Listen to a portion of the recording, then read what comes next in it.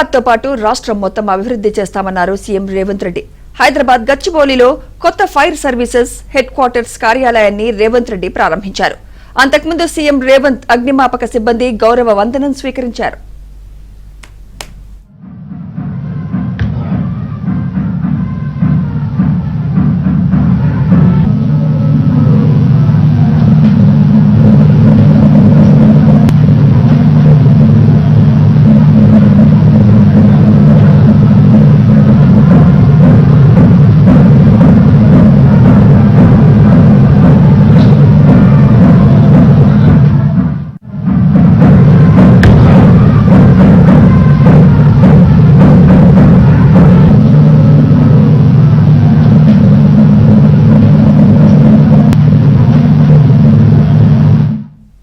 తెలంగాణ అభివృద్ధికి mega master plan తీసుకొస్తామని CM Revanth Reddy తెలిపారు.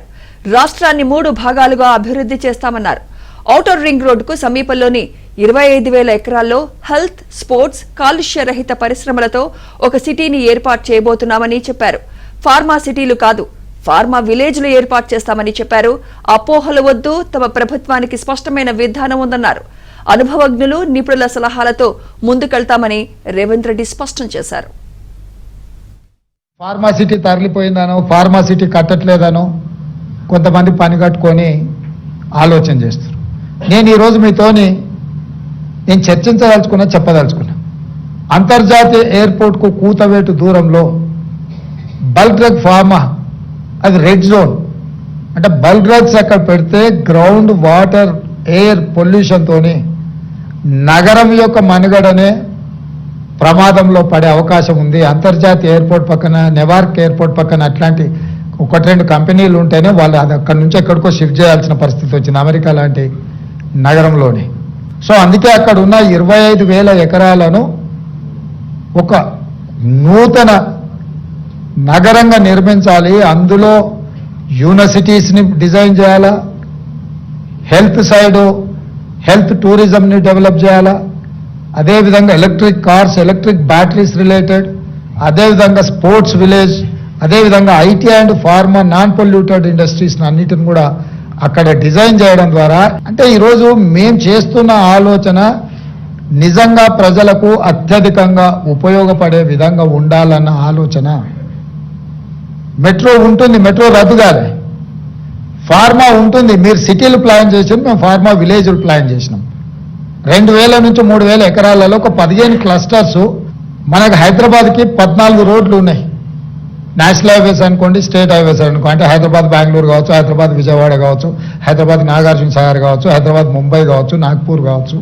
ఈ రోడ్లల్లో ఎయిర్పోర్ట్ నుంచి 1 అవర్ లోపల రీచ్ అయ్యే ఏరియాల ఫార్మా విలేజ్లు 2,000 ఎకర్స్ నుంచి 3,000 ఎకర్స్ ఏరియాస్ని అన్నిటిని కూడా డివైడ్ చేసి ఒక 10-15 ఫార్మా విలేజ్లు డిజైన్ చేసి ఒక 10 కంపెనీలను 15 కంపెనీలను ఒక్కొక్క ఏరియాలో పెడితే అక్కడ పొల్యూషన్ కానీ, అక్కడ లివింగ్ స్టాండర్డ్స్లో ఉత్తగా ఇండస్ట్రీస్ పెట్టి వెళ్ళిపోకుండా అక్కడ ఉండేవాళ్ళు ఒక గేటెడ్ కమ్యూనిటీ లాగా అక్కడనే ఉండాలి.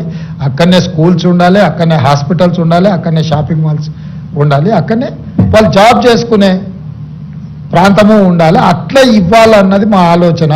సో కాబట్టి అపోహలకు లోను కాకండి. మా ప్రభుత్వానికి స్పష్టత ఉంది, స్పష్టమైన విధానాలు. మాకు అర్థం కాకపోతే మీలాంటి అర్థమైన వాళ్ళని పిలిచి కూర్చోబెట్టుకొని మాట్లాడతాము. మేమే మేధావులమని ఇంట్లో కూర్చొని మేము అనుకోము. హైదరాబాద్ అభివృద్ధిపై గత ప్రభుత్వాలు చేసిన పనులను కొనసాగిస్తానని సీఎం రేవంత్ రెడ్డి స్పష్టం చేశారు. హైదరాబాద్ అభివృద్ధిపై చంద్రబాబు, వైఎస్ఆర్, కేసీఆర్ పేర్లను ప్రస్తావించారు. గత సీఎంలు తీసుకున్న అభివృద్ధి నిర్ణయాలను కొనసాగిస్తానని వెల్లడించారు. హైదరాబాద్ నగరం అనేది ఇండియాలో ఉండే 5 మెట్రోపాలిటన్ నగరాలలో ఒక ప్రముఖమైన నగరం. మనం ఈరోజు మిగతా మెట్రోపాలిటన్ నగరాలతో కాదు, ప్రపంచంతోనే పోటీ పడే స్థాయికి ఈరోజు హైదరాబాద్ నగరం రీచ్ అయింది. కార్పొరేట్ కంపెనీస్గా లేకపోతే నిర్మాణ రంగంలో మీరందరూ రాణించడం వల్లనే ఈ హైదరాబాద్కి గుర్తింపు వచ్చింది. ఔటర్ రింగ్ రోడ్ కావచ్చు, అంతర్జాతీయ ఎయిర్పోర్ట్ కావచ్చు, ఐటీ సెక్టర్లో వచ్చిన ఈ మొత్తం పెట్టుబడులు కావచ్చు, హైటెక్ సిటీ కావచ్చు, ప్రధానంగా మధ్యతరగతి దిగువ తరగతి ప్రజలకు ఉపయోగపడే విధంగా మెట్రో రైల్ నిర్మాణం కానీ, ఎంఎంటీఎస్ నిర్మాణం కానీ, ఇవన్నీ కూడా హైదరాబాద్ నగర అభివృద్ధికి ఉపయోగపడ్డాయి.